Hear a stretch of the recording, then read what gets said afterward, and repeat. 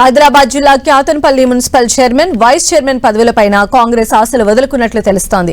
రేపు చైర్మన్ ఎన్నిక జరగనుంది. ఎన్నికకు తాను ఎక్కడా అడ్డుపట్టం లేదని మంత్రి వివేక్ క్లారిటీ ఇచ్చారు.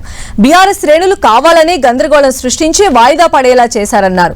బీఆర్ఎస్ సిపిఐ పార్టీలకు క్యాతన్పల్లిలో స్పష్టమైన మెజార్టీ ఉందని మంత్రి వివేక్ వెంకటస్వామి చెప్పుకొచ్చారు.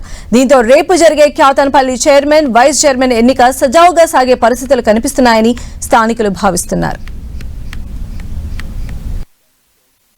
ఇంతకుముందు కూడా ఎలక్షన్ కోసము పిలిచినారు అని వాళ్ళే గందరగోళం చేసి పోస్ట్పోన్గా అయింది. ఈ రేపు కూడా వాళ్ళు ఏదైతే ఎలక్షన్ కమిషన్ ఆదేశాలు ఇచ్చినో దాని ప్రకారంగానే జరుగుతుంది. మా గురించి పోస్ట్పోన్ కాలేదు, వాళ్ళే గందరగోళం చేసుకొని వాళ్ళ దాంట్లో ఎవరు చైర్మన్ అవుతారని చెప్పి వాళ్ళు గందరగోళం చేసుకొని పోస్ట్పోన్ చేసుకున్నారు, వైలెన్స్లో దిగినారు.